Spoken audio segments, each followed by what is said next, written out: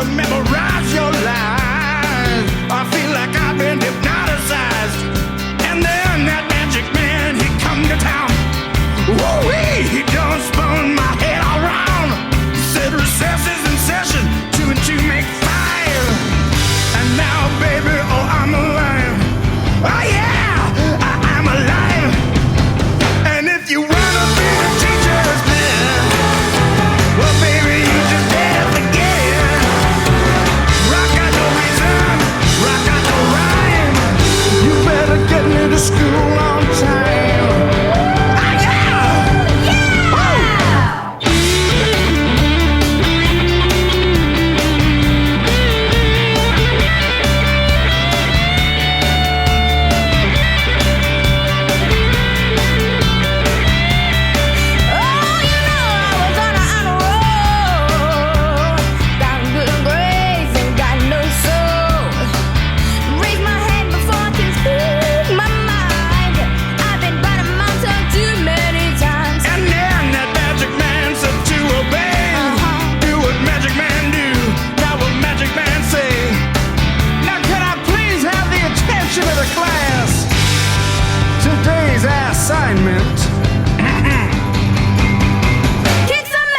If you wanna be the teacher's pet, well, baby, you just better forget it.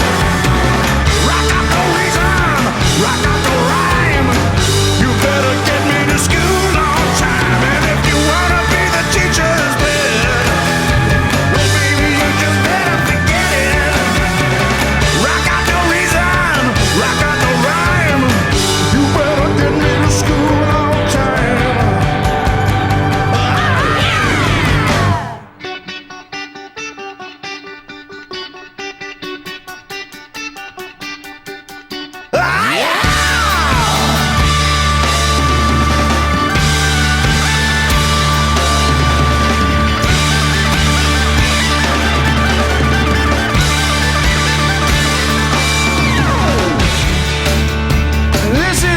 Final exam. Now y'all know who I am. I might not be that perfect son, but y'all be rocking when I'm done.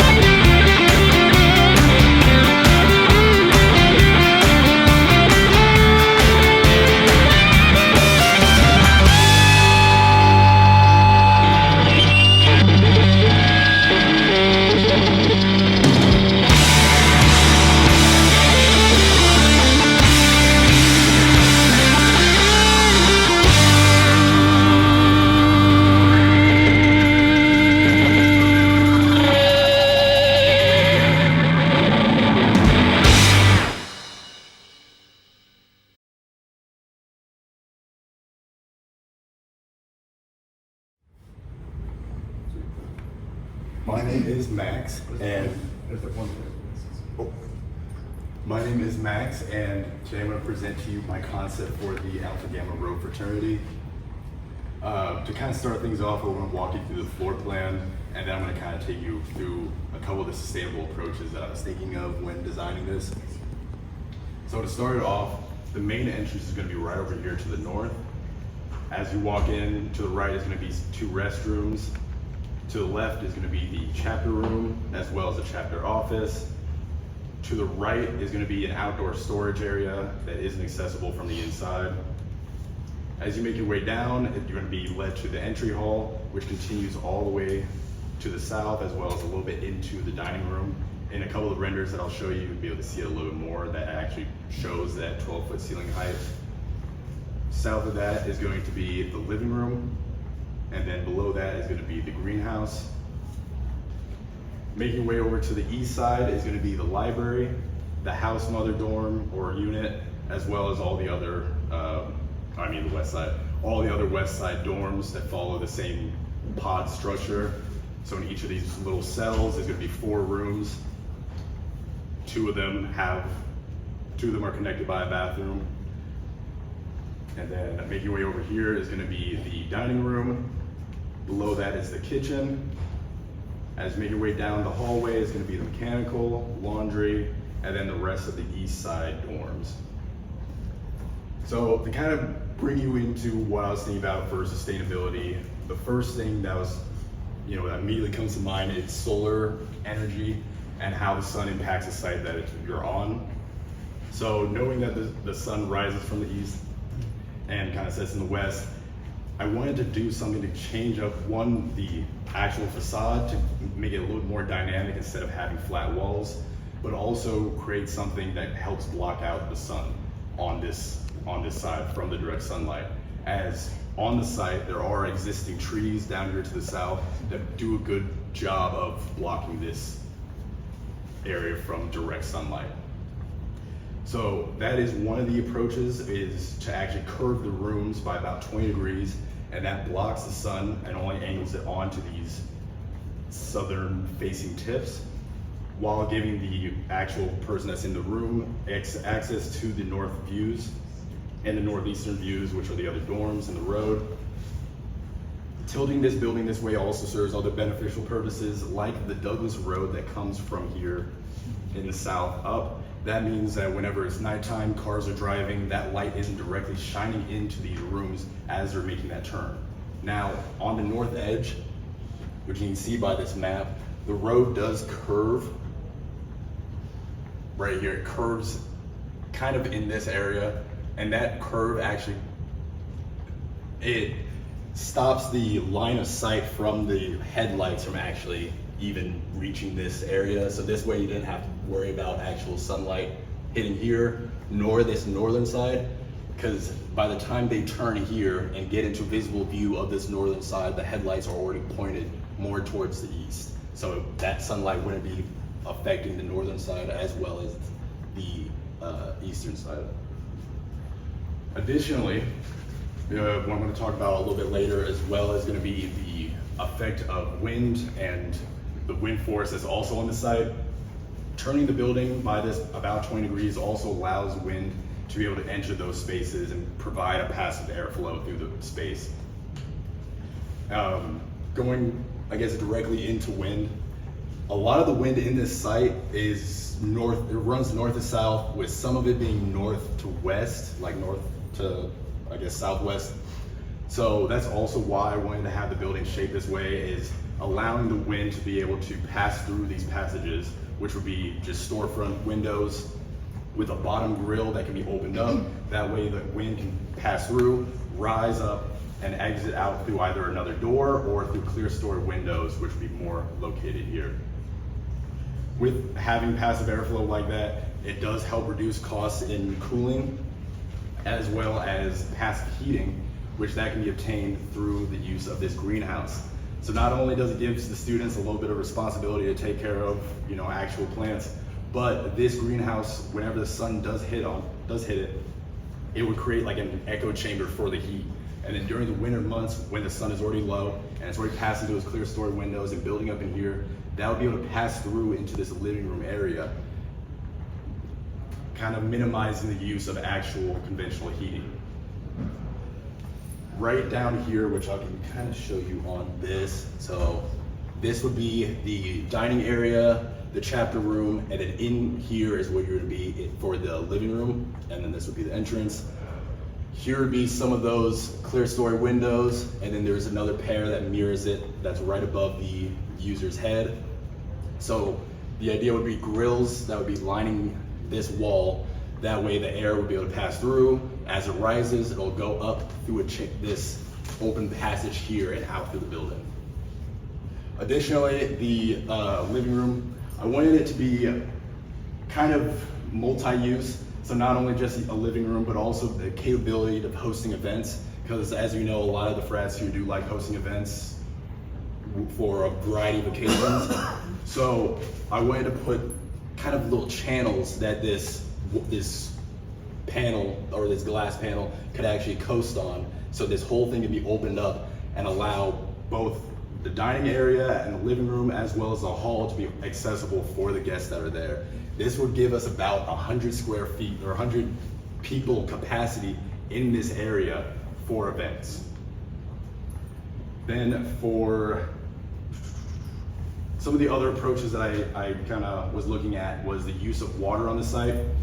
As you know, there are a lot of stagnant water, and this area does get a lot of rain compared to other areas more southern of here. So from the research I did, it looks like about 5 inches of rain per good spring storm. So that means for a building of this size, which is about 16,000 square feet, I believe, like 15 to 16,000 square feet, we're looking at about 48 gallons of 4,800 gallons of water that can be collected on this site. So trying to find a way of utilizing that would be the incorporation of cisterns. So this cistern right here, which is located right off the kitchen, which you can't really access it unless you're in the kitchen area.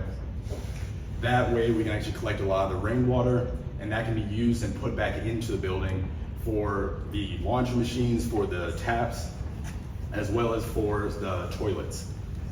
Then for another additional part of the water usage is then gray water. So using a type of gray water system that would then use the sink water, the shower water, and the laundry water that has been used to go through a filtering process, which would, the option I was looking at was not using a lot of chemicals, so basically a couple stage filters, and then that can now be put back into the site around it. We can't put it back into the building, we can put it into a subfloor irrigation system to actually water the plants that are on the site. Some of the other things that I can kind of point out here was this passage right here, similar to what Ben and Stage were talking about, of having accessible key card that you can actually enter into here. That way that people probably won't be accessing this area, like the main front, especially if they have classes that are more over here, if they're visiting other people on the lake, that I don't think that they would be more inclined to go all the way around the building. So in allowing different passages, one right here, here through the greenhouse, and here, that are all accessible through key card to actually access the building. And then this, because it's accessible from the students and staff, if they were to leave this door open, this again would using that same system as the front, where it has that lower vent to actually circulate air throughout the building. So then again, how it works passively was like more smoother bursts of air would like just trickle down here and then fill in through these passages of the hallway, while stronger bursts of wind would pull down the air that's in the building and suction it out, almost like a siphon. For exterior, I went with the courtyard. Another thing I was thinking of was more so a kind of like an emotional sustainability approach, is kind of driving community. So having an outdoor courtyard, something that they can actually have events and have a community for just this frat, or even the people that are around the campus, to actually engage and interact and create a good environment to have good discourse and even more ideas for what they can do for events and stuff like that for the frat. Kind of take you through some of the images and then talk about some of the other approaches. Here would be a on-site visit, or on-site view from, I believe, the northeast looking down. So this is going to be the front. This would be the entrance. Again, with the wind, I don't know if you've experienced it, but when wind is strong and it's coming at you directly and you're trying to open up a door and you just can't, to avoid that, the idea was having a block right here, which would block the wind that actually comes from the site while allowing people to still pass through and enter like normal. So kind of to, mitigate and control where the wind actually goes. Here is an exterior view of the kitchen. So I also wanted to do, instead of just brick, using different types of materials which are kind of sustainable. The material that you see right here is, I believe, something called Arco wood, which uses either recyclable plastic, rubber, or wood, like actual wood, to create a effect of almost like a reusable product. The one I went with was recyclable plastic to give it a more glossy sheen, so the colors kind of contrast off each other. And then for the top, I did use a little bit of solar panels for some energy, but the more kind of I guess cost efficiency, what I was looking for was the reduce in water and reduce in AC and heat. So there's not a lot of solar panels, but they can be used for LEDs and other things like that throughout the hallways or emergency lights. Right here is, I believe they call something like a fairy garden or some type of butterfly garden. This creates diversity in the site, utilizing a lot of that stagnant water and a lot of that water that's on the site, plus the water that can be from the cistern or the gray water system to function and create more biodiversity and, you know, promote a better ecosystem. Here's the parking lot. Another approach that I went with was changing it up just a little bit to switch it to a, I believe, 45-degree angle for those spots. Because I drive a bigger vehicle, pulling into some of those parking spots are pretty challenging when it's just, you know, vertical up and down, especially without being able to see. This creates a better, you know, approach to just an easy cycle from entering and then exiting right back out. There's a guy taking a selfie. Here are bullards, just because it is so close to the parking lot. I didn't want someone to have a little too much fun behind the wheel and, you know, something happen. Then here you can kind of see that paneling of the recycled material, as well as that awning that for the front door. Here is another view from the north facing south, and this is just like a existing building that would be on the site. And then there's a little bit of a view of that courtyard in the back. And then another view of the front. Here's a view of the inside. So this is facing the kitchen. The kitchen would be more of a commercial type.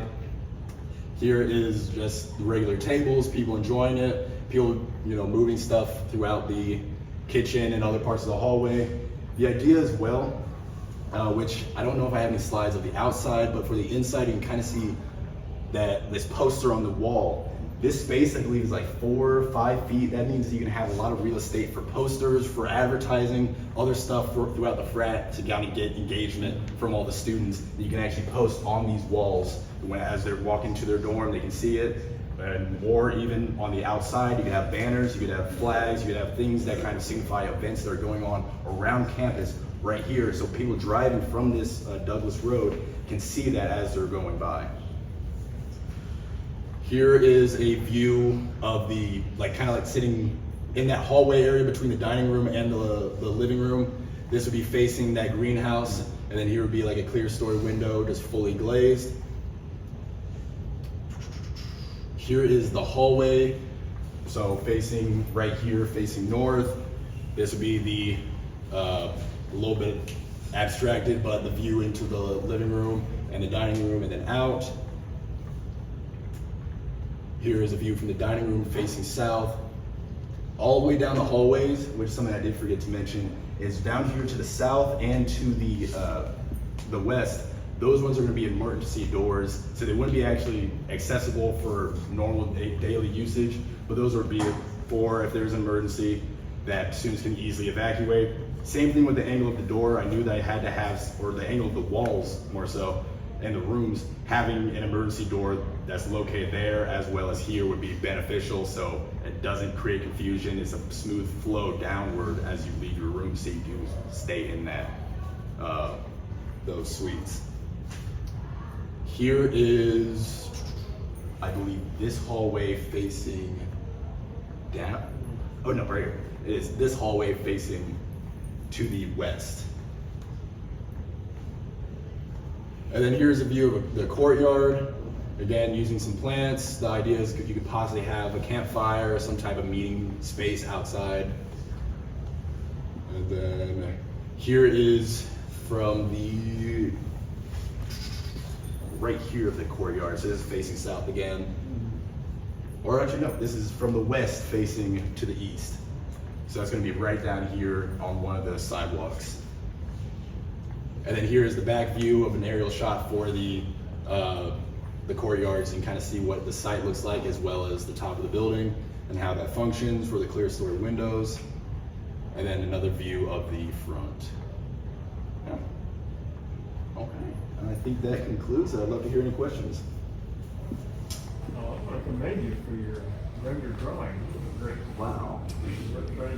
Thank you. And another one, I want to say the double door systems in the front entry and the hallways. That's very important, like you say, on a windy day. It's going to save a lot of cold hallways. Yeah. Or they come through like that. We had that on the back hallway and the other place. I really like the concept of that rolling wall so that you can extend the event for faculty dinners and so on, which really would be nice. Something we didn't have before. I would have never thought about the greenhouse. I thought that was really neat. It's a great view. Yeah, I like the way it sits on the lot. You got more parking lots still in tenants. Yeah. And I also found it really interesting, the cistern and the recycling of the water. Kind of a really old concept when I was really young on the farm. Yeah. Recycling water, cistern collected. Everything's new again after you get so long. Yeah. Some of the, I guess something I did forget to mention, but looking at this, one of the things that I also wanted to kind of do was the modularity of the building. I feel like this shape, even though simple, I feel like it could fit anywhere on this campus. So that means for different fraternities or even other colleges like that do follow the same kind of, brick and masonry type of style. I feel like all they need to really do is change up the colors just a little bit, and that still can be added to their site and maybe just angled a little bit differently to take advantage of the site that it's a part of. Yeah. Very nice. Thank you, good job. Great. Your rendering's a little bit too dark, Max. Yeah. Just make sure that before you send it to completion, you like Yeah. good job. Thank you.